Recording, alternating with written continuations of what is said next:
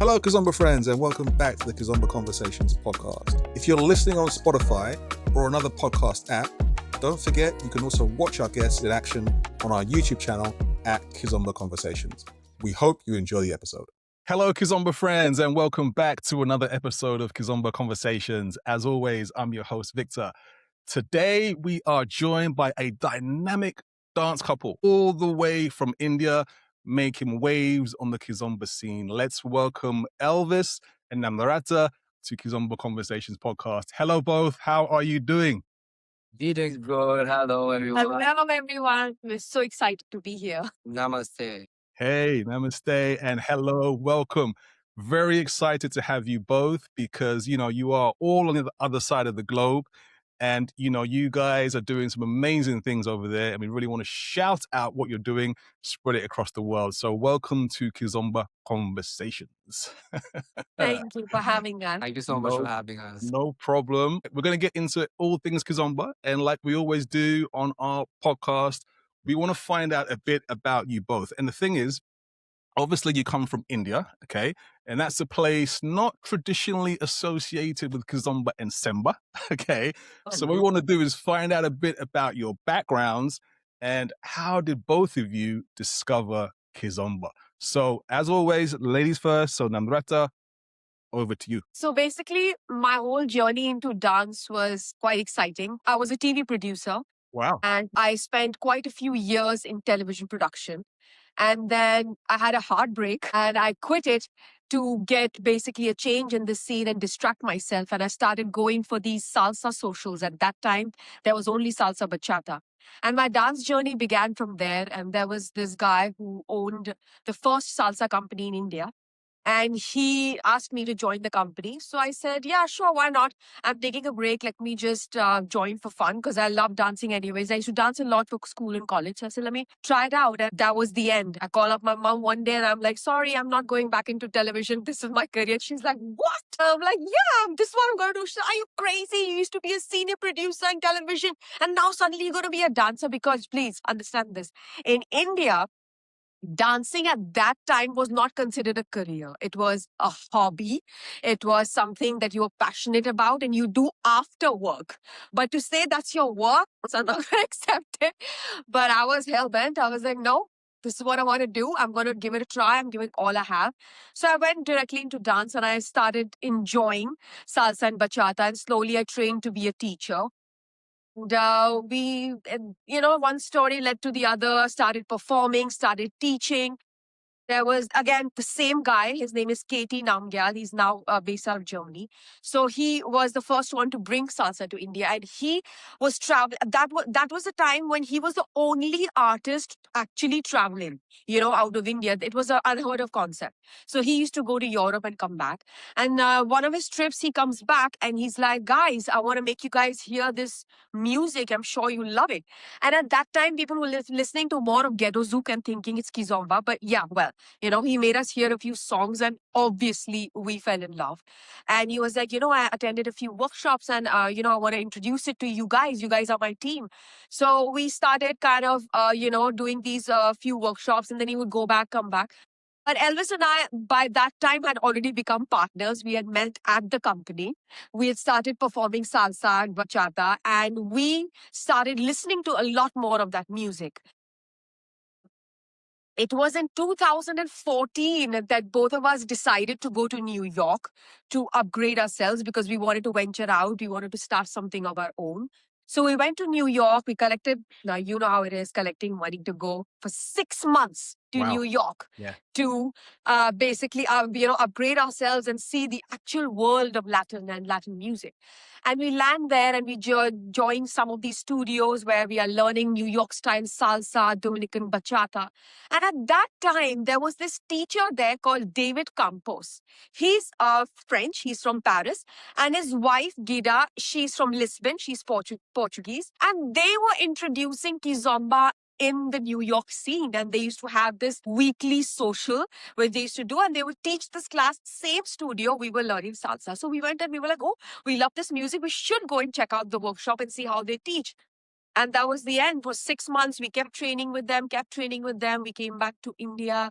We introduced the classes. We started, like kind of building the Kizomba scene. And then every year we were kind of going back to 2, 3 months. And then David happened to also go back to Lisbon, and he did the teacher's training course with Master Pechu. And then he comes back and he said, guys, I'm sorry, what we were doing was a bit of fusion. And now I want to, retrace my stuff and, give you guys the Kizomba and Semba flavor. And that's when we went into the real deal. And the good part is that at that time, he brought on Bonifacio. He came to New York for a weekender, and everything was history. Bonifacio made us fall in love with Semba, and that was it. At least for me, that was it. We were anyways watching videos. We were watching a lot going on, but to actually meet him and do his workshops, it was amazing. Wow. Thank you, Sorry, that Namrata. was long, but I had to give you like a No, history. we're here to talk. It's a conversation, right? So thank you. And great. I'm sorry. You know what? You can cut me in anytime. No, it's fine. But what I'm getting from that, okay, the very part of what I'm hearing when you started talking about this, it's interesting, right? Very interesting how life is. Yeah. Because there was a heartbreak, right, that brought you to all of this, right? When you actually go in a circle. So it's just interesting anyway. So that's one thing. And then you've mentioned, how you kind of went through the evolution there.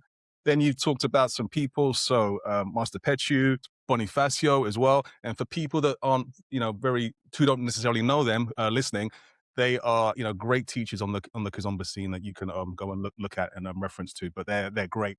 So that is great. And thank you, Namrata, for that. So Elvis, is there anything you want to add to that? Yeah, or did Namrata pretty much cover it all? And what can we find out a bit about you, Elvis? There's a lot of things that she said, that was a later part of the journey for us when we connected.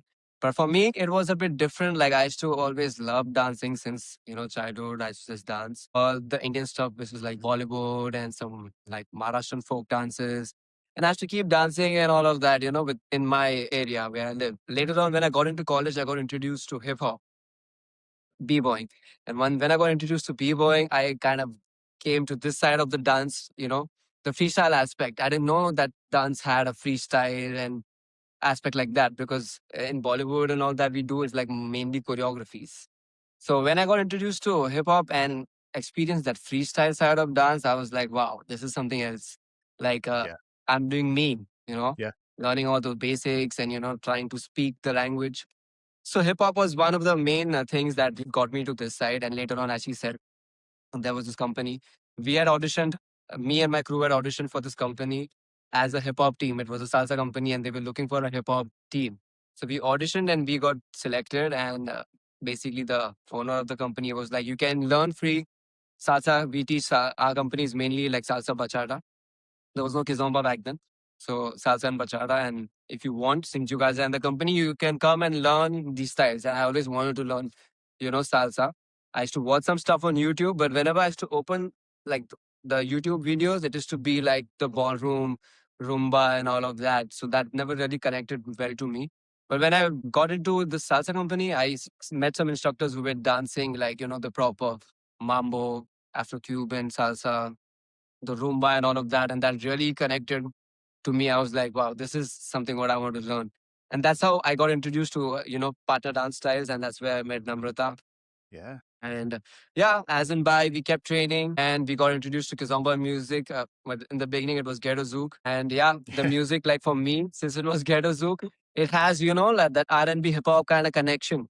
So it was very easy for me to connect. I was like, okay, this is, I saw some videos and I was like, okay, this is looking totally different from salsa bachata.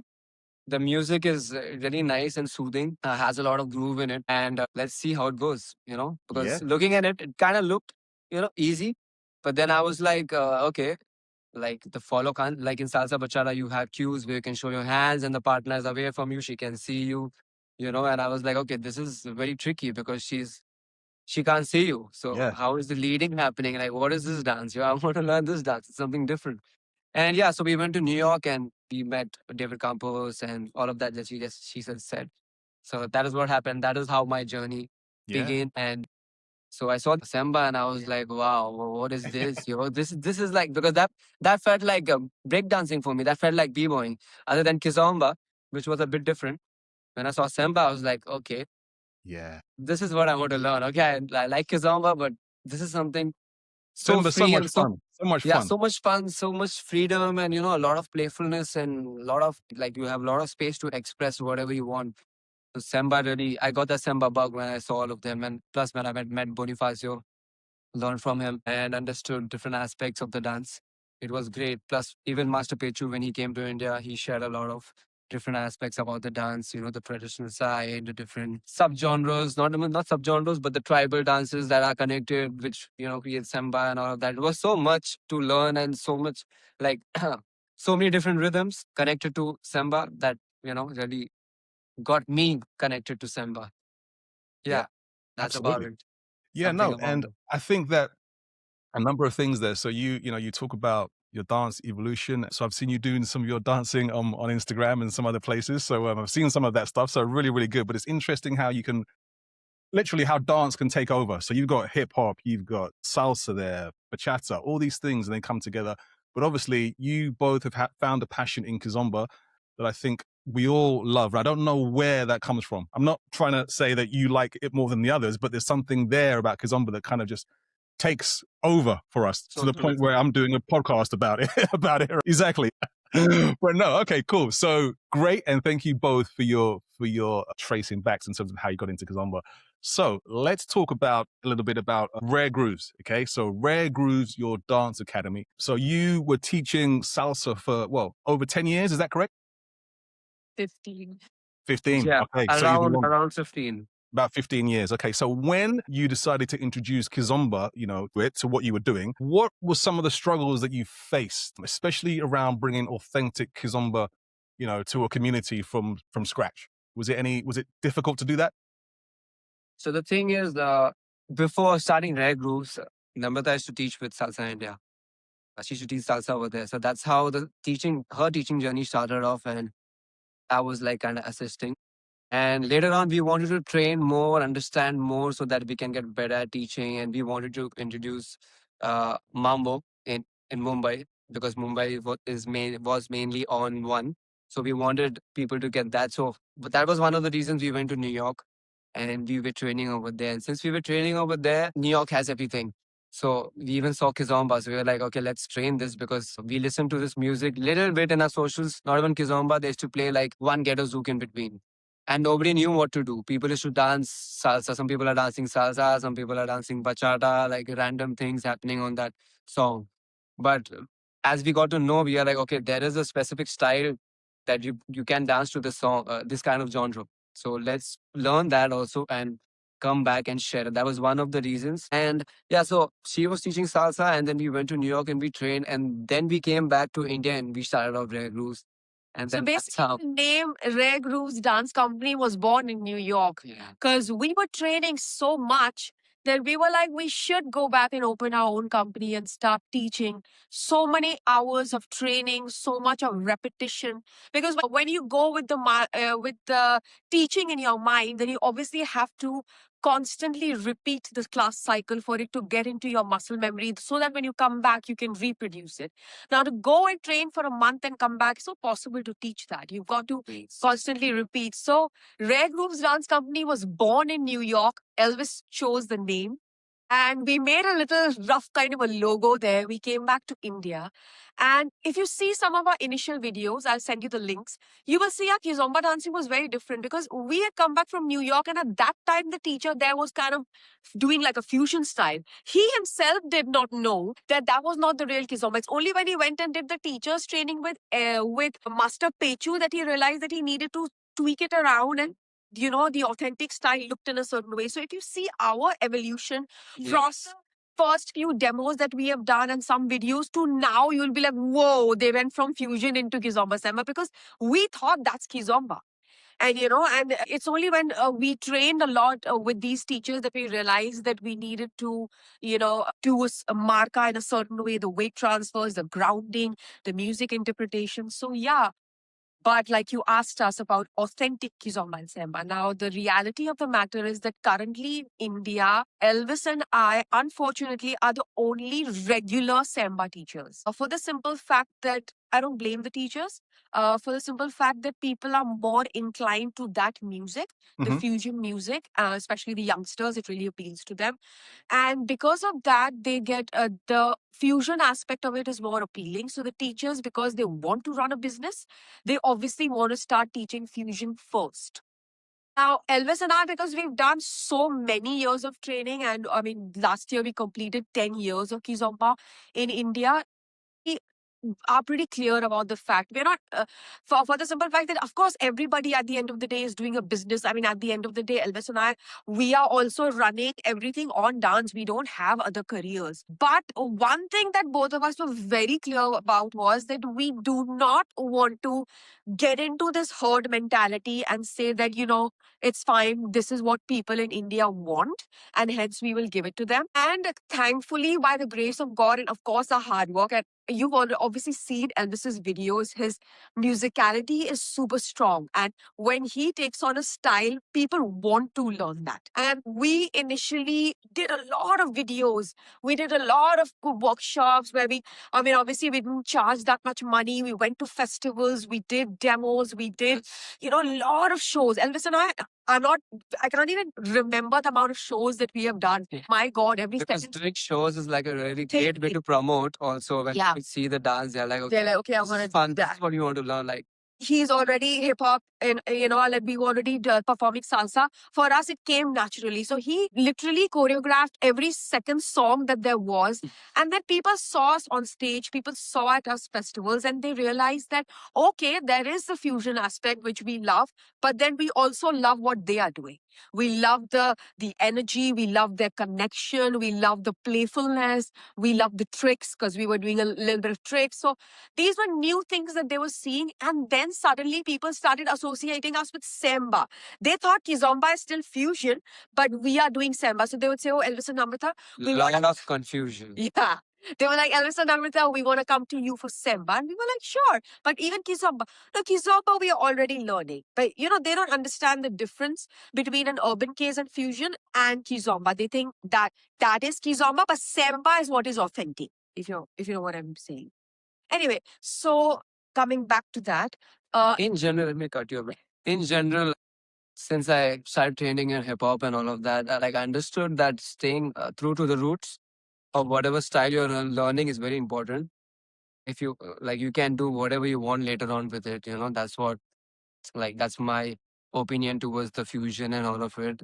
Even though I know I've heard conversations, if I heard Kizomba conversations and some of your interviews with other artists, like you know, with the fusion and all that, I feel everything comes from Samba and Kizomba. Even though you know some people are like, no, it's different. I'm like, I can see, like I can't see the difference, you know, other than some aspects, like you know, you are away from the partner and all that. But in general, what I'm talking about is like the groove and the way you step and those polyrhythmic stepping, those are the same. So what we feel is like, even we tell our students, learn the roots. I know fusion is popular and all, mostly because of social media. If there was no social media, all of this would have been very difficult. But yes, we tell our students learn the roots and then you can do whatever you want to. You know, this is what I kind of tell my students if they want to learn fusion and stuff like that, because everybody's watching videos again and they kind of get, you know, attracted and they're like, how we want to learn this also. I'm like, yeah, for sure. Yeah, and I think it all comes from the roots, right? That's where It all comes it from the started. roots. That's where it started. You can fusion, you can Exactly. mix, you can do different things. Fine, do your thing, but you got to Yes. respect. yeah, so that's why we tell them that get your foundation and base correct. And after that, you take it wherever you want. But finish doing that. Don't just jump into something without learning where it comes from. That's the only thing. I mean, we can't really tell people not to do something if that's what appeals to them, if this kind of music appeals to them or that dance. Of course, they will do it, and why not? But learn the pace. But having said that, our challenge is real. In India, people only want to dance urban kids and fusion. There's a very small percentage of people wanting to dance samba and kizomba, and literally we are struggling. We have an annual event that Small we percentage of people who really understand what live music and real sounds are about. and Yeah. that is why we started our annual event since 2017. It used to not be called Mask. It was called Weekender with Pechu or Weekender with Bonifacio. And then slowly we progressed to Mask. And I'm sure in the future it'll be something else. But this annual event that we do was this because we wanted it so badly for the community to grow, slowly level up and level up the right way. And we've tried. It's been a struggle. There are days when we just sometimes wonder, what are we doing? Like no matter how hard we try, it's like a dead end. But I tell you, we've never stopped. We have kept on our consistency. Even there have been times when we've had to travel 2 hours away from Mumbai to teach a class where there have only been 3 students. But we've gone and we've come back 2 hours back, but we didn't stop. And today in that sector, we have close to 25 people because we kept at it and we kept trying to build the interest. We kept trying to host these monthly socials, make them listen to the music, educate them. But I feel if you really want to try and build a community, have to just keep at it. This is one. Absolutely. This is one thing I also got from Semba. It gives you that feeling that you got to keep going. Yeah. Keep going. Well, what I Whatever would you say to want you to both, do, if you believe in yourself, just keep going. yeah, That is what I feel when I listen to Semba and dance. and Even what I when would we went say to to you both, Angola, I could see that. I could see that in the people. The life is difficult, but everybody keeps going. Everybody keeps smiling. yeah, what I would say to you both is please do keep going because definitely Yes, you definitely. got to preserve the roots. You got to get it right, and even though it's a small percentage of people over there, doesn't matter. Just keep going because I'm sure it's going to No, keep. we You know, will. We it's will. going to increase. And Increase. now we've been Now, at it for Namrata, so many years. Yeah. I wanted to ask you because you mentioned it, and for the people that don't know, you mentioned mask. So, what does mask stand for, please? When you mentioned it, because some people won't know. Sorry, MASK. Yeah. MASK stands for Mumbai Authentic Samba Kizomba Weekender. Yeah, just wanted to clear that up so people who didn't Ah, know knew. Yeah, okay, yeah. Yes. fantastic. Okay, So good. Well, like I said, one of the reasons for us to start this weekend was also because uh, we have festivals in India. I Right? think that we're going to come back to. So we're going to come back to that. Yeah. Okay. that's okay. All right, that's fine. But Sure. So we have festivals in India and we are invited for some festivals and we go and we see, there is a Kizomba class. Somebody teaching a Kizomba class, or we are teaching a Kizomba class, and it's just 1 hour, you know, and not even 1 hour. You know about it, how it goes. So, we get that little time to teach, and, nothing is happening. There are international teachers coming down, and again, they're just doing one class or two class. If you check out the time, it's like 40 minutes, 40 minutes. So 80 minutes in total. It's not easy to share stuff, about such a, rooted dance in like 80 minutes. And that was back to back happening. That was happening. And we were like, okay, this is not how people are going to understand and learn about this dance, so we need to do something different. So we started this weekender format. So we used to call our instructor. So first time we called Master Pechu. So it was weekender with Master Pechu, but we told Pechu that you are going to be teaching 8 to 10 hours of classes. Yeah, you are the only person who's there. There's going to be no other instructor. And we want you to take your space and you have 10 hours. So now you break it down however you want, 2 hours for traditional dances, 2 hours for Samba. He wanted to do Tarashinia, so Tarashinia. And, he broke it down according to how he wanted. We also gave him feedback according to how, the community is, what level they are at and all that. And according to that, he set it up and it was very nice and successful and everybody loved what they learned. They had a lot of content. Whatever they're learning was clear because Pechu had time so he could go slow. And yeah, it was really good.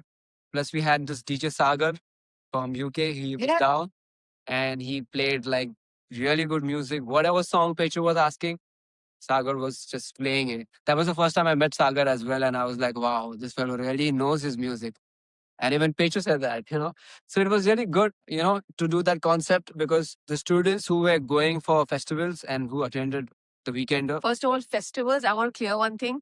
In India, there are no festivals for Kizomba. I don't know. No, I didn't mean Kizomba festival. I mean festivals where there is like one Kizomba class and all that stuff like that. But yeah, so all the people who were attending festivals and wanted to learn Kizomba but found it difficult. But when they came to the weekender, they were like, wow, we have so much to train and now we're going to go back and we're going to keep training this. And thank you so much. So we continued that. That's why, the second time we had Bonifacio. I think the main thing from this for me is the fact that in India, we're getting some of the best training that you can possibly get from people like Master Pechu, Bonifacio, and all that. So the point there is that the dancing there is of a very high standard. And when we look at it on YouTube, people, please check it out. Check out Elvis and Namrata. So see some of their work. All I can say is fabulous, excellent. Thank When you you. when you talk about keep going, that's why I'm saying keep going, because yeah, the dancing is very, very good. All right. And just on that point, going to change over for a moment, talk about your dancing and talk about you both becoming world champions. Okay. So in 2022, I believe you became the first Asian world champions in Kizomba at the Paris Olympiads. So obviously with that, the first Asian instructors invited to teach in Angola alongside the national championships in Luanda. Yeah. Which is a big deal. Big deal. Big deal. So what did that moment feel like for you emotionally when it sank in? Which one first? You I think the Olympiads. Okay, so the world champions. Yeah. I will let her speak about this first Okay. because as I want her to speak about the world championship because in general I have competed in different dance styles. I have won a salsa world championship as well, and I've done a Okay. lot of battle structured dance competitions.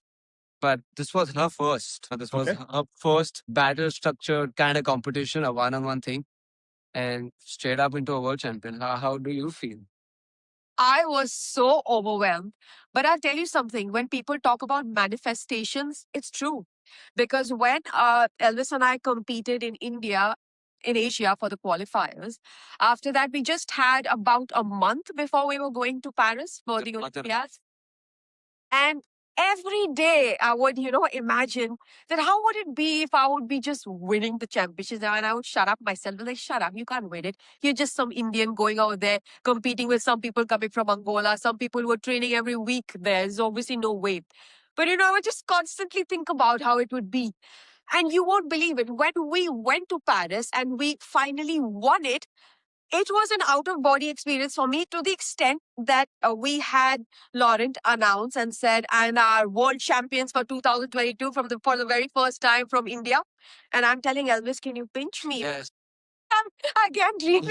She's like, can you pinch me? It's real. I'm like, yes. Because I had seen it so many times in my head or dreamt about it that when it actually happens, I thought it was a dream. And I'm telling him, can you pinch me? And he's like, shut up, you actually want it. And it was like, it was crazy.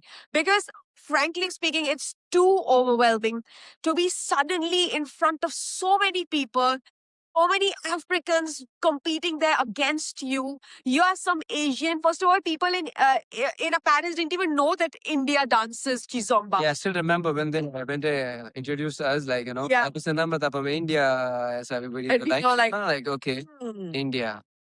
Okay, whatever. But then when we did the first round, They were, it was P.O.P.O. yeah. The song was P.O.P.O. And that was the first time I heard that song, actually. I didn't listen to the song before. Yeah. And there was something about that song. I don't know, that the saxophone part just Claudio got me. Hushai. Yeah, oh my God, he's wonderful. But because in India, we don't have festivals, we don't have DJs who play only Kizomba and Semba music. We didn't have an edge over the dancers there because we had not heard some of the music they were listening to every day. So when we went to the Olympiads, most of the songs we were hearing for the first time, including P.O.P.O., which was a selection song. And the minute Elvis took on with his freestyle, you should watch it. I'll send it to you. It's on Instagram, our pre-selection. The people, you had to see the response. You could see it in the crowd. They were like, what? India has doing that kind of footwork, that gliding, that grounding. They were aghast. And instantly the judges went 8-8, 9-9, and we were already on the top going into the finals. And that experience itself was so surreal that I think it was worth everything we've done so far. Yeah, it was a bit tricky. It was a new format. Like I've battled before a lot. And house, hip hop, But Kizomba Semba, it was a little tricky. It was, like, okay, now how do I compete in, how do I battle in this? Oh, that's thing, really, really good. I'm very It's happy. tricky to understand what all to do to stand Exactly. out. And like we trained like 1.5 months. We were training daily, researching more songs, reading, getting deep, watching some videos and getting some inspiration. and trying to create things so that, we stand out. And we definitely, we did some things which actually we stood out. And that was like another plus point. Like Elvis would always say that, learning other dance forms always complements the one you're doing it.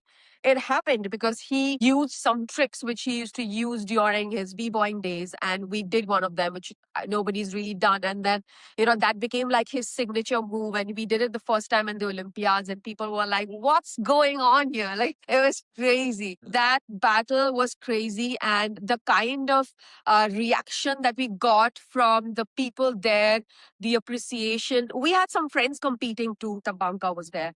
And there's some really, really good artists who had come there to compete. But somehow I don't know, the stars had aligned for us and we had worked hard to kind of, mold our style. Even though it's not easy for us, we don't constantly train with teachers. It's not possible in India. But we tried and oh my God, I'm telling you, it was Yeah, no, congratulations. Surreal experience, but it Yeah. definitely happened, and I can hear the passion in your voice with it still. So Yeah, that's plus it was crazy watching Fabrizio. Yeah. that's And Effie was there. Effie is sitting out there Yeah. like this, and I'm like, okay, yeah, no, did we do good? Did we do Yeah. bad? Yes. What is it like? it's We had amazing. good judges that year, yeah. It's amazing. It's amazing that this is the thing about Kizomba, right? It's global, Yeah. it's big, and I want people to realize just how big it is because we can stay in our own little bubble sometimes, and I'm happy we're doing this episode to kind of understand just the broad depth of where it's going in the world because not everybody knows what's going on there in India.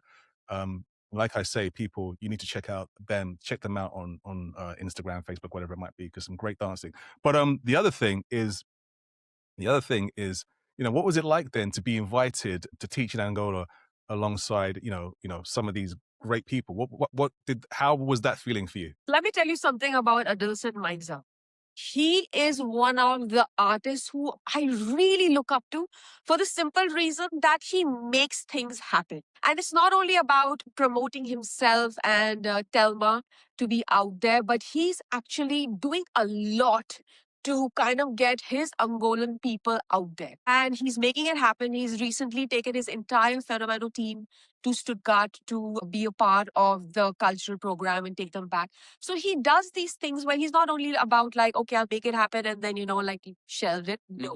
So when we invited him to India for Mask, he saw the way we dance. He was not expecting it, obviously, because he's a busy artist. So we are not expected for him to see our videos. But when he came and he saw us dance live and he saw us perform, he was pleasantly surprised. And he said that, I want the people of Angola, more than outsiders, I want the people of Angola to see what you guys are doing for your country and the fact that you are putting it the right way. You have not tampered with our, traditions of our culture. You are portraying the culture so beautifully in India, so far away, when you've never been exposed to that world, but you're still doing it. And I want my fellow people in Angola to see what you guys are doing and the way you teach. I want them to see how you break down movements, how you teach. And that time, frankly speaking, we thought that, he's just overwhelmed and he's here and maybe, it'll not happen. We were excited, but we didn't know if it was going to happen. But he made it happen. He made it happen. He called us, he put us on the artist list.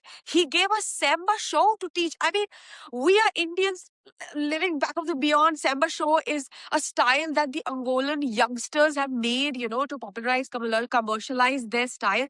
But he gave us that workshop alongside the national champions.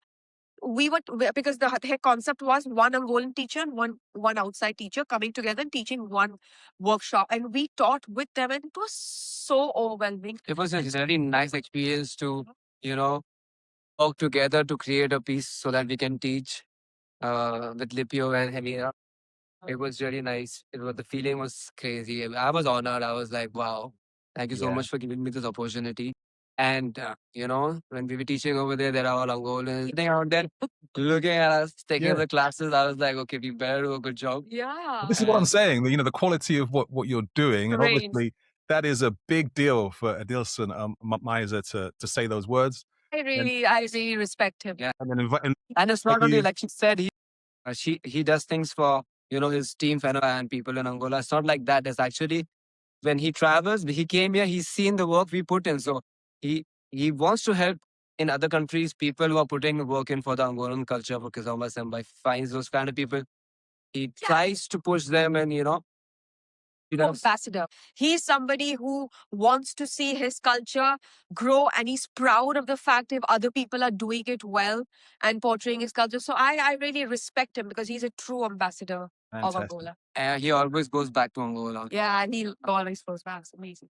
And, you know, Adilson, Master Pechu, Bonifacio, Tony and Carla, these are some of the people that you've trained with and worked with.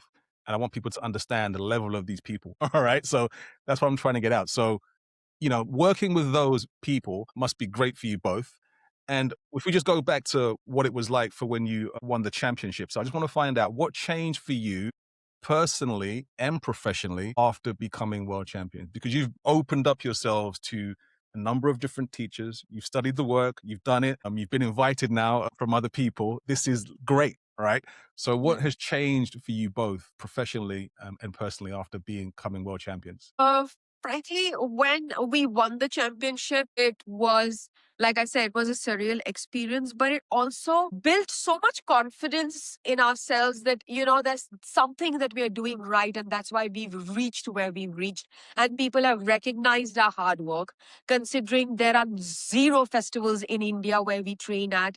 There are zero exposure to the current music that people in Angola are listening to. And yet, somehow, with all the little research staying back in India, we managed to win that world stage. It opened up a lot of things in our head itself. Like we started, if I may say, we dared to dream that, we could be on the world map. We could, take our work out there proudly and say that, we are also there representing and representing well. Of course, back in Asia, it became a huge deal for us. In India, it was huge. Our family, our friends, our supporters, our students, and generally even the dance fraternity, there was so much appreciation for us. We came back, there were a lot of newspaper articles that came about us. Like, they printed about us that, first Asians winning. We started getting a lot of work, a lot of recognition from the fact that, like, when people would introduce us, they would say, oh, they are world champions. So it's just so good for your self-confidence as well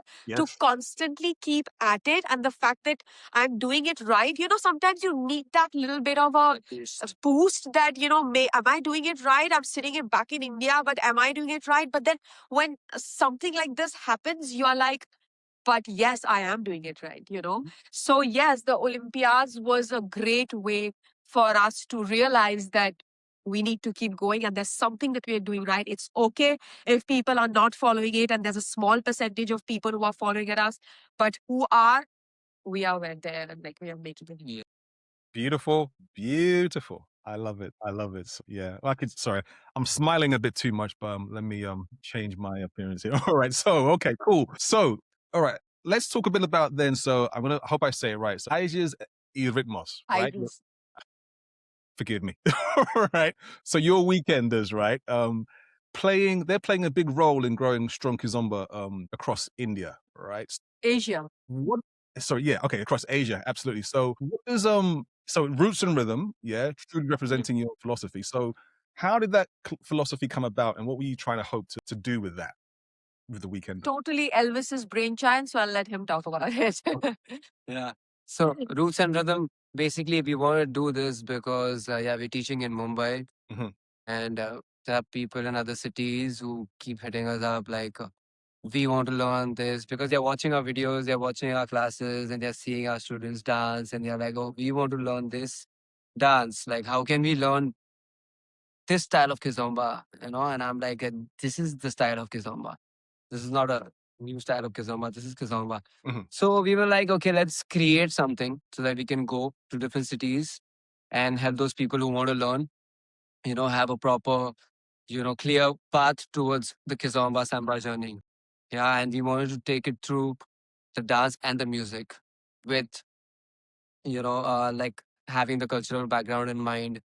We created like a syllabus, uh, which has like a nice musicality, musical breakdown element in it with the dance and a section where we kind of show documentaries and we, share about the instruments and everything that's required for a person to understand how to dance to this music, Yeah. breaking down the drums, how the guitaring works, what is the different subgenres in the music, all of these things, something like that.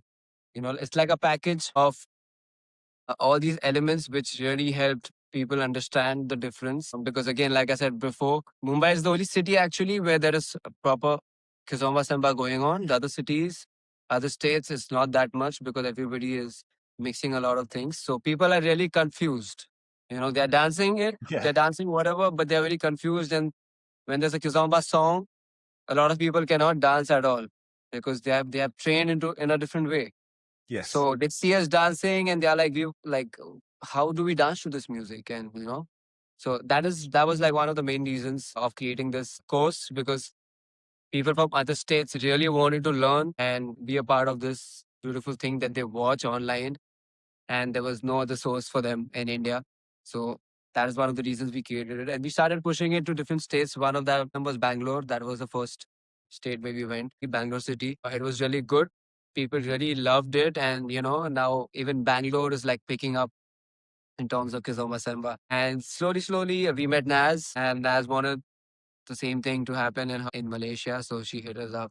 Who And is Naz? Just so people that don't know, who is Naz? You mentioned Naz, but And who is it's Naz? Nazarene. Nazarene is the woman who is picking up the Kizomba Semba scene in KL, Kuala Lumpur, Malaysia. She's been putting a lot of work and trying her best. Again, it's at a starter stage, so she's going through it. But she saw our journey and she got inspired from our journey and she's like, I think, like, I want to do this. So please guide us, guide me and help me also build up the community. That's when we told her that, we have this course and let's do it in Malaysia. And yeah, when we went there, it was really nice. Even they loved it because we have created this course like with a lot of clarity. We've taken a lot of time to think like what all we should be teaching from all that we have learned from our teachers. We have also added our experiences as outsiders from this culture, how to approach the steps, the music, our experience. So we added all of that. So it's a mixture of all the teachings that we have taken from different teachers and our experiences put together, very perfectly so that it gets easy for everybody to understand what's happening. Yeah, and that's great. That's great. Let me add on here. I mean, I'm not just praising him because he's my partner, but of course we've danced many years. But Elvis has created such an amazing, effective syllabus for RER that it's just a perfect blend for a weekender. Of course, it's divided into phases because we cannot teach everything in one go. But we have like phase 1, phase 2, phase 3, and it slowly builds up into actually being a really strong dancer. And the syllabus that we have made in phase 1, the breakdown of the foundation course, it's so effective. Like, I'm not just saying it because it's my episode. I mean, it's my episode. But I just want to tell you that it's like literally one of the best breakdowns of how a foundation needs to be taught, especially how to understand grounding, how to understand weight transfers, framing, how to engage your muscles, what to engage and what not to. So we've also like been through so many years of trial and error that finally now the place we are at with our beginners, I think Elvis and I teach a very good beginners class. Yeah. Yeah, I Yeah, think so. That was going to yeah. be my And also it helps the fact that because he dances so many styles and I also bring my Latin background into it, I think learning and dancing other dance forms always complements. And that's helped us so much. And Kizomba Semba has helped us be better leads and follows in other styles. Because Kizomba and Semba has so much of, muscle engagement and body control that it makes you such a fine dancer in other genres that it's amazing how it can really, mold you as a better dancer in other genres. So yeah, That's great, because my question literally was, what impact have you seen on dancers in yeah. your local communities of it? And you've literally just answered the question without me even Yeah, because answering. So, for us, it's always, I mean, when people say that, do you think so and so is a good teacher or so and so is a good teacher? We always say, but you have to see their students dancing because, I mean, you could be teaching year after year, but if you're not being able to actually produce students on the floor, then it's of no use. But because of these trainings that we've been doing, we are already seeing the community community grow in all the cities where we've been, and Malaysia, of course, because I mean, if you speak to Nazreen and if you see some of the videos, the people there have really developed an interest in Kizomba and Semba. They are coming for these regular practice sessions of what we teach. They practice it till we go back there again. That's another Yeah, part of we do. course. Once you learn the course, it's not over there. We have a group, and then every week, every 10, 15 days, they practice, and then we get videos, we check what's going on, Yeah. give them feedback. Yeah. Because we continue it. Like she said, we have phase 1, then we have phase 2. So all these phase 1 people can't just come into phase 2 because they have done phase 1. Yeah. So we check all of it through our groups and practice videos. And if they have done the work, then only they are allowed to phase 2, or they'll have to again repeat phase 1. It's like something like that, it's like a proper. It's fun. It's strict. It's a mix of everything. It's strict. Okay, But who's the we also strictest? have Who's the strictest out of both of you? Who's the strictest out of both of you? Actually, it depends. I mean, he can be strict. Some classes I'm strict. Sometimes he's. You know what? But we are a good blend with each other. But yes, I am the stricter one because people are a bit like she's come kind of a situation. It's But a theme I I noticed. like it. I like it. I noticed this theme of teachers. It's always the lady who's more stricter. I notice it. It's interesting. That's interesting. Yeah, I am. But like when we are choreographing my for a show, like I'm mostly choreographing, then like I'm super cringe. Super strict when he choreographs. And Elvis and I have this thing even in RER. We do a lot of performance batches because we feel that performance in shows really cleans you up. It elevates your style. It makes you do the same thing again and again. So it gets into your muscle memory. So we do a lot of performance batches, small choreographies at RER. We're gonna be doing another one. We've done one in Malaysia. We're doing another one there. And then he's obviously the choreographer because his musicality is next level. But he's so strict when it comes to performance batches. Like he's like, I want it like this. But our Perfectionist, right? shows are good. Our shows are good. Perfectionist. Okay, great. Just so before I don't want to forget, but I just want to take it back. Just something you said earlier on. So we mentioned Naz or Nazreen. So I just want to say thank you to Nazreen as well, who has helped Yes. make this episode come to She took the fruition. initiative. Yes. Thank you Yeah, so so much, Naz. through DJ Gallus and through myself, we all got together Yeah. and created this. So thank you, Nazreen, for that initiation and bringing me Elvis and Namrata here. Okay, cool. So, all right, just to take you back a little bit to Mask again. So Mumbai Authentic Semba Kizomba Weekender. With that, you've met artists like Tony and Carla, Adilson, and Fanio as well. You made them all accessible to India. So what I want to find out from you, what is the bigger vision that you want from Mask? You've created something great, but is there a bigger vision that you have behind it? Yes. Yep. So basically, so far we've been doing it as a small weekender because obviously the crowd is limited that's genuinely interested in Samba and Kizomba. And those who are, they genuinely are, and they keep coming year after year to be a part of the weekender since it's their only annual dose of kind of leveling up. It's like I told you before, Mask is not for beginners, it's an intermediate level weekender. So whenever the teacher, whoever we invite, we always brief them that it's an intermediate weekender, so you can try and push the participants because before Mask comes on board, we do special trainings where people come into special workshops, special these series of workshops where they are kind of leveling up and getting prepped for Mask. So when the artists finally come on board, they come in presuming that they can teach intermediate level workshops, they can concentrate on styling, they can concentrate on musicality, on individuality, and a lot of we obviously every Mask we've had traditional dancing as well, because like a bit of Kazakuta, Kabetu, like whatever they come up with, they just come and teach some of the traditional dancing as well. So all of that, so far we have tried to keep it like a small event because in India, like I said, everybody's more attracted to like the bigger festivals where there's salsa bachata, kizomba, by kizomba, it's mostly urban kids. So we've tried to keep it small. However, we in the coming few years we are planning to or daring to dream bigger, and hopefully we'll be able to get a bigger crowd, get sponsors. That's a big thing for us to be able to get sponsors and hence try and make it bigger in the sense of trying to get more artists. Like this time we had Tony and Carla, so that was two artists for us. Otherwise, we generally only get the One lead. artist. Yeah, but next time we maybe have get a group.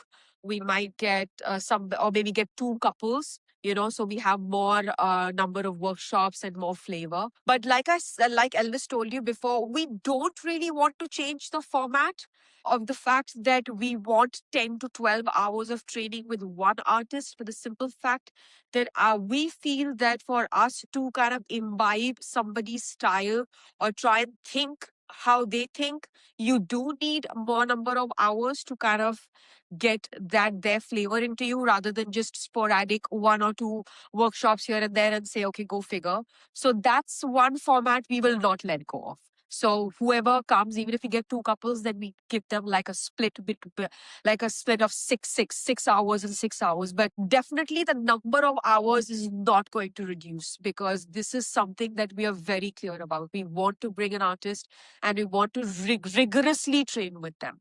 And then, of course, they are open to private classes, which they do. They do a lot of private sessions, and they sometimes try and do like a little bit of small boot camp where they do a choreography. So we're going to try every year. We try to incorporate newer elements into the weekender, but this number of hours and training, trying to train with one artist and channelizing ourselves to the way they think, is something we will keep at it. Yeah, definitely want to build this up, and Yeah. uh, kind of hoping that we can get down like a singer Yes. in future who can do like a show, a live music show, something like that, other than, just the DJing aspect that we have, Yeah. so that the people get that pure vibe.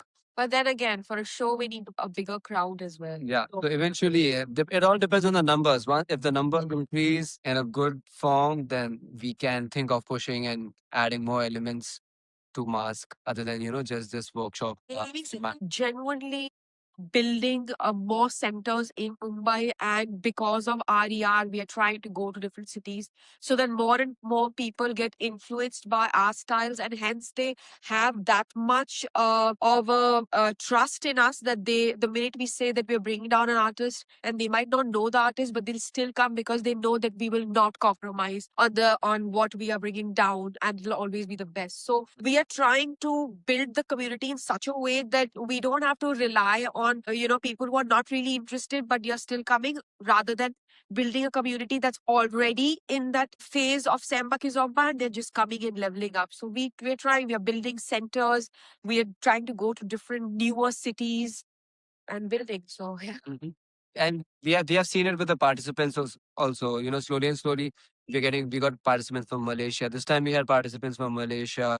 Okay. There was a couple of people from US, Kenya, and next year there are some people coming from Australia. Yeah. So people are watching Mask, and they're seeing what's happening. They're seeing the format, and a lot of people want to join in from different countries as well. So that's really good. Yeah, And we great. want to keep pushing. So when you come here one day, Yes, Victor, you have to. I'm sold. I'm sold. Yeah. As soon as I can, I'm coming. Yeah. I'm coming 100%. I Yeah, guess the biggest challenge from an organizer's point of view is the fact that you've got to maintain the same quality. Sometimes it's very quick for people to say, oh, but last year you had this, but this year you didn't. And it invariably happens. You can't please everybody. But somehow, touch wood, we have tried to maintain the quality. We have, like, whatever it has taken, but we've tried to be consistent with Mask. And that's why the trust has been built.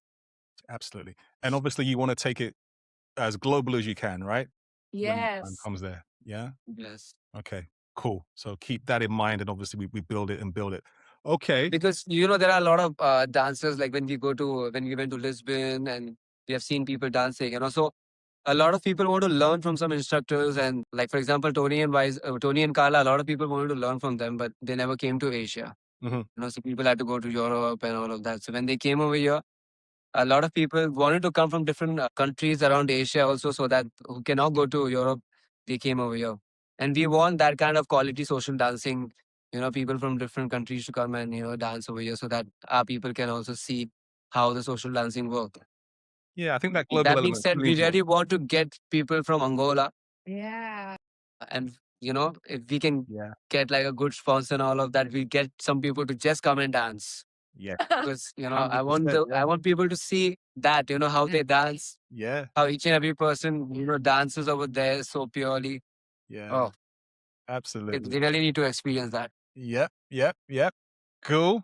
just do it, right? So in terms of representing Asia to the world, then you're increasingly becoming reference points for Kizomba and Semba in Asia because of what the work that you're doing. What do you want the global community to understand about the Asian Kizomba scene? What's one thing you really want them to know globally around the world? I know we've talked a lot, but if there's one thing that you say, you know what, So, this is what we want you to know about us. so basically, I feel that Asians, first of all, are very hardworking. Yeah. If they put their mind into something, they want to excel in it. You can see most of the Asian countries, including India, we're hardworking. And I feel that there's so much scope for Kizomba Semba in Asia that if we go the right way and if we keep at it and if we are consistent, I think Asia will become a huge market for Kizomba Semba and generally for the culture to really grow here. So, yeah, I feel Asia has really good potential in terms of the arts, and we put in long hours, even though we don't have exposure to, to the best of festivals or the best of music or the best of DJs, but we somehow hustle and we make it happen. So I think I want people to understand that don't underestimate Asians. We are hardworking, we are persistent, and we will make it happen. Hey, because my next question is about misconception. So you're touching on it here right now. Yeah. But is there any stigma, all right, or misconception about Asian dancers that you'd like to challenge or tell people about? Well, yeah, I'll leave it at that question. Any misconceptions that people have about you and that you'd like to say, well, hold on a minute, this is what it is. Again, like I said, when we went for the first time to represent at Paris, and or even if we've been for festivals outside, or even when we went to New York and people saw us dance, even bachata, they were like, "What? Indians are dancing so close, and it's such an intimate dance, and you guys are so good at it." And we didn't even know that India would dance Latin styles, and we were like, "Latin style has been in India forever," and this is a misconception because we are very open to new dance styles. We are very used to partner dancing because, of course, ballroom has been for a while. Tango is very big in India. Ballroom styles are very big. I mean, salsa and bachata have been there forever. And kizomba now, of course, is building. It's an intimate dance. So, yeah, I think that's the biggest misconception people have about India that, Indian, because India is a conservative society or used to be. Now with the with social media influence and with the times changing and everything, everything's looking up and people are more open to trying out new styles and the music that appeals to them and a style that appeals to them. There's no stopping us. I mean, we are trying very different things. So I think that's the biggest misconception that people have about Asia that, oh, they are conservative. The society is conservative and hence these styles are unheard of that Indians are doing it. But hey, look at us. We are dancing salsa, bachata, and kizomba. Yes. So, and there'll be newer styles will come out, and Indians will be doing that as well. So, Yeah, no, yes, yeah. we are very open to it. And like I said, we are hardworking, so we'll excel. Yeah. So And other than the dance, like there are a lot of other things also. You'll be surprised to know that, oh, India has this, oh, India has this, oh, Asia has this. We love everything. I think we love everything. So we have a little bit of everything. Maybe it'll be very underground, but it's there. You Feel me? name it and you'll find it. Yeah. There's a lot of similarity between when we went to Africa, to Angola. This was the first thing that hit us that there's so much similarity between Africans and Indians in terms of the way we celebrate music. Music is always our background for everything. We celebrate everything, we dance to everything.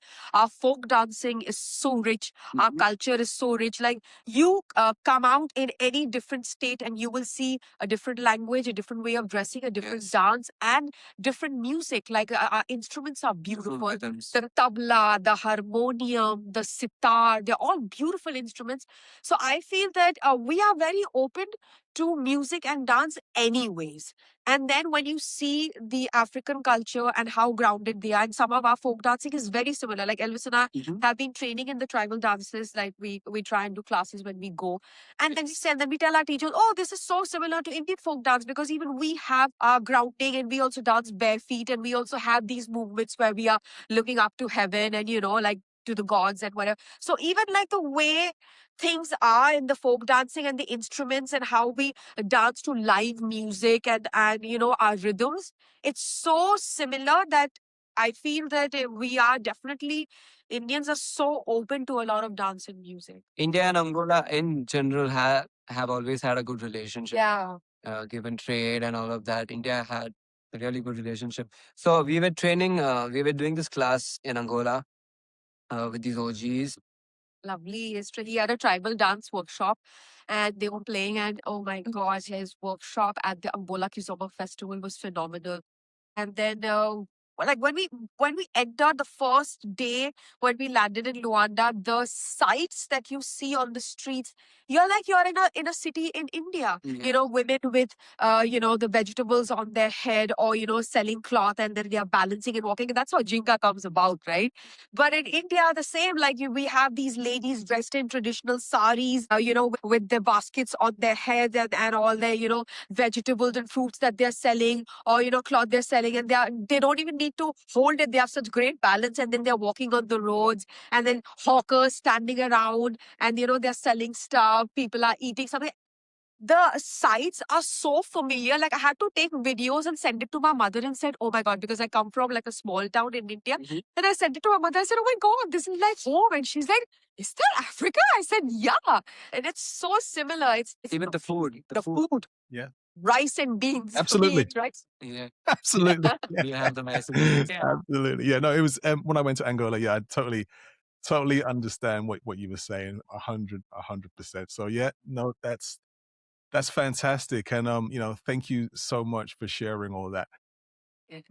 You just picked up on something. So when I was talking to you about misconceptions, one thing I would just want to remember is DJ Miro Coca-Cola, a well-known DJ. A couple of years ago, I saw him out and we were just talking like we always do. I said, "Okay, so where have you been now?" And he goes, "Oh, you know what? I just came back from India." And I was like, "Really?" He goes, "Yeah." And he said, "Victor, India." I was like, "Yeah." He goes, "Listen, the festival I went to, the dance that I went to, because they can dance over there." And I was like, "Really?" Remember, this is a few years ago, so I didn't necessarily know myself. And he was just telling me about how great the festival was and the dancing. And obviously, Miro is Angolan, right? So Yes. that's his dance, right? So when somebody's saying that and they'll be like, "Wow," you're like, "Okay." Yeah, so Mingo came the same year that we qualified for the Olympiad. Okay, well, there we go then. So he was a part, and he saw the championships happening, and he There you saw go. the social dancing. Yeah. And he's amazing. His music is amazing. And it was wonderful to dance to his music. But yeah, it was a great experience to have. Yeah. He Yeah. played after I was DJing as well, and he played after me. And then I was watching him DJ, and I was like, wow, this guy is doing He's crazy okay. stuff. He's not bad. He's all right. He's No, he's amazing. good. I was like, wow. Yeah. Oh, I No, learned a lot basically just standing over there and looking at him doing things. I was like, okay. That's another thing. Like, we want Mask to be able to grow enough that we can even bring down some of the most amazing DJs back to India, or Yeah. bring them for the first time. But then again, like I said, it's like a self funded project. Yeah. So we have to take it easy because we are full time dancers. And but I'm hoping that one day Mask will become big enough that we can call DJs and we can call singers and musicians, Yeah, and absolutely. expose India to the Angolan Yeah. culture. So just want to shout out to Miro. Obviously, you're a great Shout DJ. out, So, yeah, Elmao. Miro, wicked. You're amazing. All right. And Namrata, just something, because you picked up on it just a moment ago. So you just mentioned, when you were in India, you see the ladies with the stuff on their heads. Yeah. walking, Yes. Yeah, And then yeah. you mentioned this is where Jinga came from. So just Yeah. tell us a little bit about that briefly, if you can, just so people can be So educated let me about tell what you, Jinga one is. of my first workshops in Jinga ever was with Eliza Sala. Yes. And when she came down here to India, her first introduction was so beautifully put. She told us that Jinga is a very natural movement that women back in Angola have. And how does it happen? Imagine that you're holding something on your head and you're walking in, side to side with your hips, because that's their natural movement. And that's how the movement comes about. So she was like, she made us hold things on our head, like books at that time, that's all we had, and walk around the room. And she said that's what your natural Jinga movement is. And that's how the whole Jinga movement and the whole, the hip isolations comes about. It's because the women in Angola, that's what they would do. They would, hold stuff on their head, carry their babies, and yet dance. And that's how the whole beautiful movement came about. And that stuck with me. And yeah, every time I think of it, and every time when I went to Angola and I saw those ladies, walking on the road with those things on their head, and that's what I thought of. I said, wow, all of them have jinga because that's their normal way of living. Yeah, And even never. in our villages, we have the same, like women carrying really heavy loads on their head and their babies behind or in front Yeah. because, that's their livelihood. And it's all individual, isn't it? Because Jenga is something that's Yeah. individual. So it's the way you move in your own individual way. So very interesting. It just Hoping to get- isolates the whole of Yeah, it so does because you're balancing that's heavy weight on the head, but you still have your lower body kind of doing the isolation. I thought it was such a great way of making us understand how the whole origin comes, and how it all came down. And she Yeah, was my so- first Jinga teacher, so it stayed with me. So And she ironically, she was there at the Angola Kizomba festival. He was As really well. happy to see her. That's Yeah, where there, she's yeah, like, you wow. know. So, Eliza, we say hi to you. We've already reached out to you. And we're hoping to get you on the podcast. We've had a conversation, but we'll see what happens.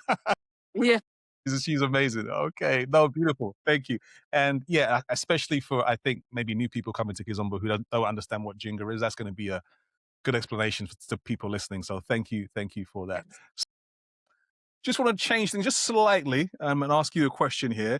And this question is more, well, it's directed at both of you, but yeah, okay, so let me just ask it. So, because I don't think we talk about this often. Well, I haven't certainly talked about it often on my podcast here, and that is health and fitness, okay, and longevity in dance. So obviously we know that health and fitness is important, mental health, we know the effects that dancing has on people's mental health, and studies have shown just how great it is for your overall health. So I guess my question is to you both, how much importance do you put on keeping yourselves healthy? What you do, exercise and diet and everything, because let me tell you something, Mr. Elvis, I've seen those abs, man. I've seen your abdominals there. I've seen the picture that you got out there, dude. All right. And I'm looking at mine and I see your six pack and I'm seeing, I got a one pack. Yeah. Maybe a one pack. I see, obviously you're working out, you're looking after yourself. So my question is, dancers, especially at your level and just in general, how important is physical health to you both? This guy is crazy. Every month he has a new challenge. I'll let him talk about it. It's very important, see, because to break it down, dance is muscle work. You need to know how to control your muscles, how to use it if you want to dance well. So the more you work out, the more you understand your body, it's going to get easier to understand, whatever the instructor is teaching you, the steps and, all those techniques are going to get much more easier when you have control over those muscles. When I say that, that doesn't mean that you got to go to the gym and like hit heavy. And, it's all about, developing good muscle, like good quality muscle with I kind of like body weight workout because that kind of gets you feel that proper, muscles that you really require other than a lot of weight training and all of that. Plus, I do a lot of different functional training, which also helps me in my dance. Yeah, it helps me build my stamina. You need a lot of stamina to dance long hours and practice. So yes, fitness is a very important thing, that stretching, having a good mobility so that you can push more, have a better range of motion, Yeah. especially for performers. Yeah. And we do Semba show, so we really have to take care about all of those aspects also. And in general, it's really good to take care of your body if you want to live long and have a good life, a healthy life. With that being said, it's not only just working out, it's also eating good, eating healthy, sleeping well. It's a combination of all of this, which a lot of dancers don't really don't take care about. And if you don't do that in future, you're going to feel the change. Like even for me, like there was a time I have like a spine defect in my lower spine. It's a birth defect. So because of that, I couldn't dance and work out like properly for almost 1.5 years. So that really took a toll on my dancing, and not only dancing, everything, my creativity, my mental health and all of it. That actually made me realize how important it is to take care of your body, take care of your spine, take care of what you're eating so that you feel good. When you feel good, half of the game is done over there. And, it's easier to connect with the music, easier to understand things. And, the feeling is better. Yeah, you have a better feeling other than if you are not fit, if you don't have stamina, you are going to lose out on many, many things, many experiences because of things like that. So yeah, because of the spine injury and all of that, I felt, all of those elements missing because of that break, which was there before, but then it stopped. And then I got back and then everything came back. The beauty is a bit different when you take care of your body and you eat well, rest well, and dance, Yeah.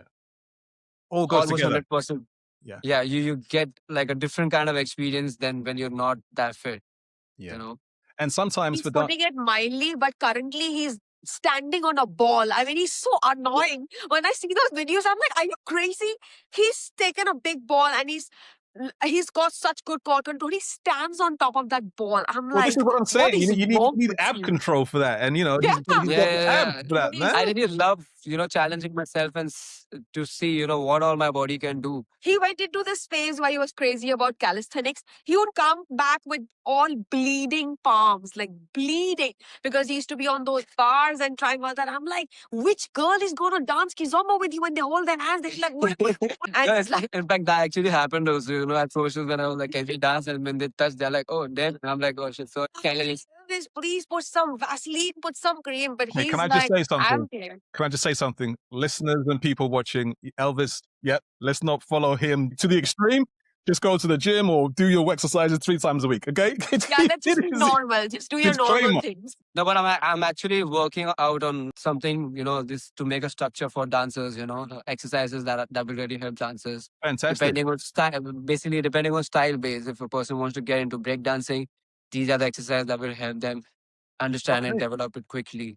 So I'm trying to plan something where I can create something that will help Kizomba Semba dancers. That is great. That's a That's going to great take time, thing. but Yeah. I'm working on that. For example, there's a lady who's I mean, I wouldn't say her age, but she's slightly older, and she has problems with her knees, both her knees. She has rods in her knees, but she loves Kizomba Semba, and she's kept at it. And we love her attitude because she has so much pain. She goes to physiotherapy. Her doctor sometimes tell her, "Please stop dancing." She gets onto painkillers, but she won't stop dancing.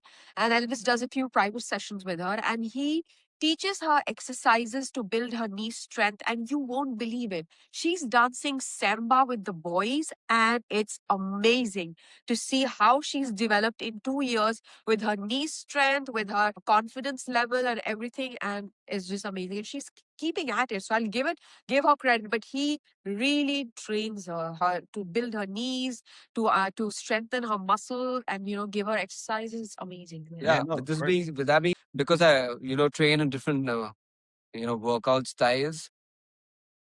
When I'm teaching people, I can literally look at them, the way they're stepping, and and give them like proper feedback that you really need to, stress a little bit more on your right side glute to understand. I can see all of that because of working out and understanding my body so much. Now, when I look at people, I understand where they're messing up and what kind of muscle they need to work on to get better at this footwork or this body isolation, stuff like that. I think it's really Eh, important. And whatever you're doing with that, Elvis, please continue that, because I think that's going to help a number of people. Yeah. Really help them. And then on top of that, you've got the knowledge around musicality and all of that, so you can really help shape someone into being a very, very good dancer. So please keep that up. I'm going to be staying tuned with you on that. And if you're slacking in that area, I'm going to be saying, what are you doing, Elvis? We're waiting for this. So you said it now. Yes. Please up. All right.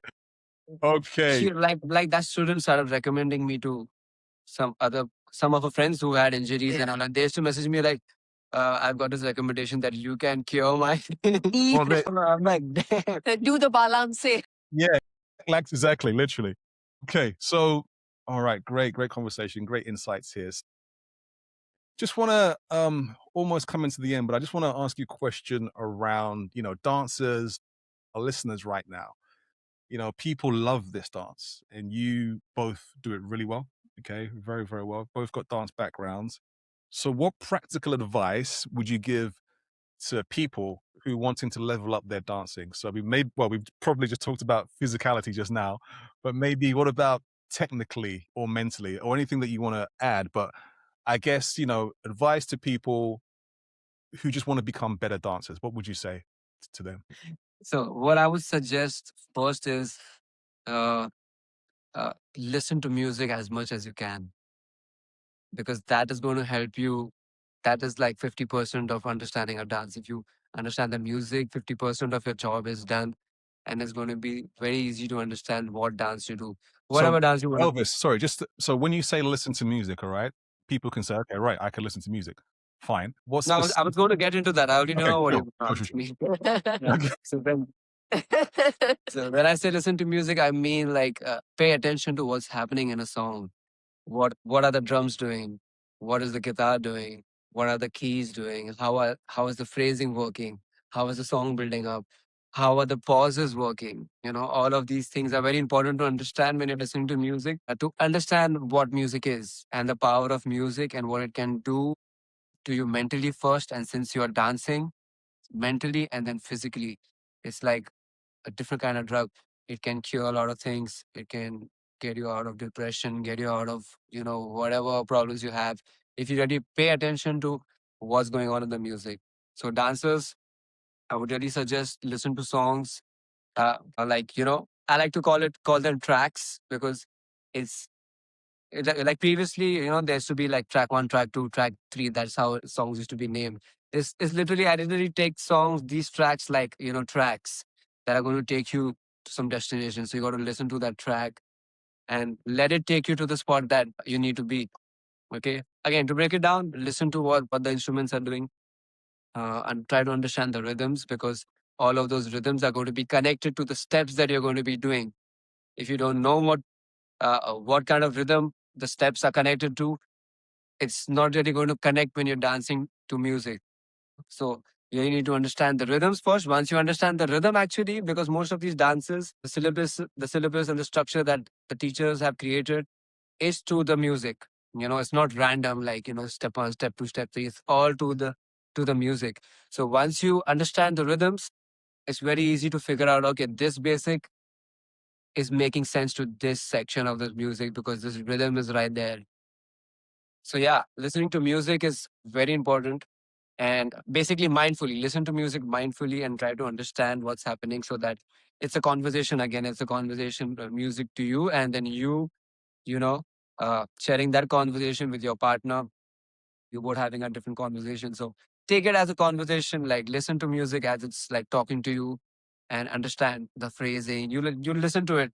Once you listen to music in this kind of approach, it will totally change the way you listen to music, because then you'll feel the commas, you'll see the exclamations, and it will just change the way, connected to grammar, you know I love that. something like that. I love what you said there. Listen to music mindfully. That's mindfulness in music. So that's great. Now, Mrata, anything you want to add to that in terms of advice? Yeah, for me, I feel that what helped me to elevate my level was consistency. Like, whenever I've seen my consistency drop, I've seen my dancing drop. Like any other athlete, as dancers are athletes. So I feel like any other sport, the minute you lose out on your consistency of showing up every day is when you suffer. So I think it's a lot to do with your daily practice and how you practice at different aspects of what you practice. That I've learned from him a lot, because he has a very intelligent way of practicing. It's not just randomly playing music and practicing. It's, you concentrate on, you make a structure and say, today I'm going to work on this. Today I'm going to work on this. Today I'm going to work on this, like attitude or musicality or style, whatever. But it's just about showing up every day and practicing. And I know it's not easier said than done, and it's sometimes not possible for you to show up every day and practice.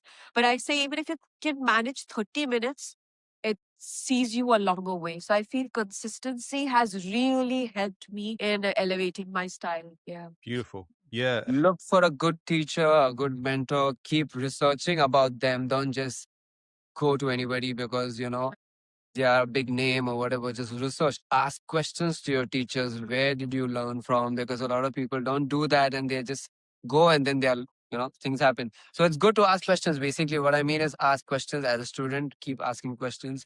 Look for a good teacher, and yeah, because you need to know what you're doing, and the teachers really work on that so that they help you. Yeah. Absolutely.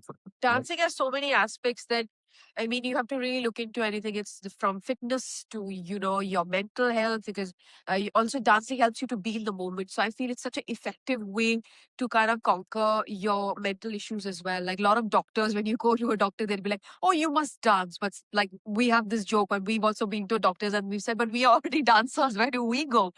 And they're like, oops, okay, But yeah, I feel dancing really keeps you in the moment. Helps you focus. So there's so many things about dance that helps your body in general. So I mean, if it's benefiting you in so many ways, why shouldn't you do it every day? Or, why shouldn't you give it that extra time to it? Absolutely. And great advice, 100% great advice. So people listening, please listen to this advice, especially if you're new to Kizomba or you're thinking about doing Kizomba. Do you ever get bored of Kizomba, both of you?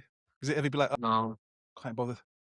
no ways. I know. Okay. Because I think like that for me, whenever I'm listening to a song and whenever we are dancing, we are practicing, or I'm dancing with some students, it's always a new experience. The song takes me, even though I know the song, it's always different. Okay. So I'm never bored because it's always a new experience for me. Never, I'm not never, even never, bored never, of never, teaching. never. No, no. I'm not even bored of teaching a beginner class. I mean, considering that Elvis and I have been teaching for so many years, somebody would be like, oh, it must be so boring for you because you're teaching a beginner class 4 times a week. But I'm like, no, I love teaching a beginner's class. In fact, when Elvis and I travel a lot outside, we always try and do a beginner's class with another teacher to see their approach to teaching or breaking down from zero level. So it's interesting, and you always kind of end up learning something. So no, I don't think we both are ever bored of Kizomba teaching or listening or dancing. And I think that's really key. And you're the second person that said that, Namrata, because we had Sarah Amaro on the podcast. She's been on it twice. Yes. And the second time she came on, the whole reason I wanted her to come on was because in her Yeah. first episode, she was talking about how she loved teaching beginners because she always Yes. learned something new. And in my mind, when I hear that as a teacher, because you do this all the time, you can easily get bored. But she said, no, actually, I'm learning something new all the time and it's a challenge. So you're saying exactly the same thing. So I think it's Yeah, and also wonderful. everybody has a different way of kind of receiving what you're teaching. Like the way in India you break down a movement as opposed to another country, or like another audience. Everybody has a different way of receiving also. So sometimes you even have to tweak how you teach a particular foundation step. And that is what the challenge for a teacher is. So no, beginners can never be boring. It's so wonderful to think of new ways to explain or break down a movement. Yeah. Beautiful. Beautiful. Listen, I just want to say thank you to you both. Okay. I could talk to you for a lot longer, but all that means is that you just have to come back in the future, basically. So, Yes. we'll see you Yeah. back again here another time.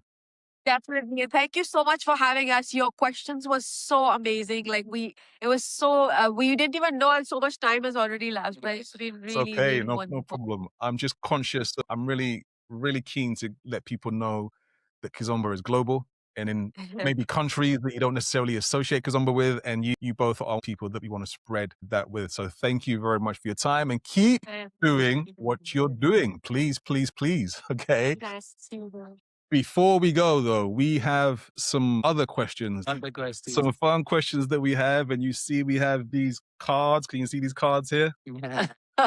So what we've done in the past is, we normally have 3 questions. You answered some and I answered one, but slightly different now. So what I've done now, because some of our followers really like the podcast, they like some of the guests that we have. So now I'm creating these questions with some of my friends and some of the followers. So I say, okay, we have, these people coming on. What do you think we should ask them? All right. So we've got a couple of questions here. All right. One from me and one from some friends or so. All right. So I'm gonna get both of you to answer one of these questions. All right. So Okay. let's do it this way. All right. So Namrata, do you want the top one or the bottom one? Top, right? Okay. So this is your question. Okay. So you may have answered this already, but let's go with it. So it says, if Elvis and Namrata were known for one sentence in the Kizomba world, what do you hope people will say about your dance? So if somebody was to sum you both up in one sentence, what are you hoping they're saying about you both or your dancing? I want Elvis and I to be remembered as people who honestly, hardworking artists who've totally immersed ourselves in building the culture the right way and being consistent and passionate about what we do. Fantastic. Very well articulated. And I think job done on that one. Okay. So Elvis, you had the other question. All right. Okay, And this is an interesting one, my friends. I I hope you answered it right. So this is interesting questions. Elvis, would you rather perform, right, an incredible Semba show in front of 10,000 people, yeah, or have one magical, unforgettable Kizomba dance with your partner in a small social? Be careful how you answer this one. Thank God I took that on. at the Kizomba dance The small one, yeah? Okay. So what's the reason for that one then, Elvis? because like I feel that shows are going to happen, and that kind of show will happen for sure. The Kizomba dance is more personal, and it's a better feeling. It's a better feeling than that Okay. show with a lot of people watching us. Fantastic. Well, because Namrata's there, I think that's the right answer, my friend. But yeah. Okay, cool. All right. Well, listen, no, thank you so much for just a bit of fun at the end. So that's cool. So listen, let us know what are your socials so people can find out about you. First of all, Instagram, Rare Grooves Dance is our page where we put up our socials. Our social dates keep changing at times. Right now, it's every last Monday of the month, which is called Azembora. And right now, And other pages are Elvis Namrata Official. And then our private pages are Namrata RGDC and Elvis RGDC. no, Elvis isn't. Elvisism, sorry. And these are our 4 pages, and we are very active on it. So again, Rare Grooves Dance, Elvis Namrata Official, Namrata RGDC, and Elvisism. These are Instagram pages, and yeah, we are pretty active on them. So yeah, socials right now, every last Monday of the month, Azembo. we have our social called Azembora, 100% Kizomba Semba. And yeah, it happens at Car Social right now. Yes, Car Fantastic. Social. Great. People, be sure to check them out. And I really do check them out. Please go on Instagram, Facebook, wherever you can. Watch some of this amazing dancing. Please do, because it's really, really super. Are there any projects that you want to shout out now that you're working on for the future that you might want to tell people about, or anything that you want to share? We will be in, Kizomba Treat yes, in Belgium. this May. So We're excited about looking that. forward to be there. Then we're going to be at CSA, which is another good festival out here in India. Yes, it's in September. We might also end up going to the ILKSF Valencia because we are going to be in Europe at that time. In June. In That's June. in June beginning. And of course, we have Mask Weekender, which happens in November. And this year we have Fanio, who we are very, very excited to have. Yes. He's amazing. So yeah. We will also probably be back to Angola Kizomba Festival. Yes. That's one annual visit I'm always looking forward to. It's such a humbling experience to be there. Right. So from June onwards, you've got quite a lot going on. People, just make sure We are back to Malaysia in April. Yeah, we're back to Malaysia. in To April. phase 2 of our Phase two. year. So lots going on, people. Make sure you check them out. If you can get to one of these events, you will not be, you'll have a great time, basically, is what I'm going to say. All right. So Elvis, Namrata, I just want to say thank you very much for your time. It's been great speaking to you. Keep doing the great work that you're doing over there. Whenever you come into the UK, obviously, you're going to let me know first, all right? Of course. Maybe we can get you in the studio in real time and do something on that respect. Yeah. But yeah, it's really great. Keep up the great work, and we hope to see you soon. Thank you so much for having us, and we love what you're doing. Kizomba Conversations is a very, very interesting concept, and I hope you keep at it and it grows bigger and bigger. Yes. Thank you very much. We're just trying to share Kizomba, all right? So Yes. everybody, thank you very much for listening to another episode. We hope you've enjoyed the conversation. If you want to subscribe, please do. But like I always say, in the meantime, keep dancing, and we hope to see you on the dance floor. Peace.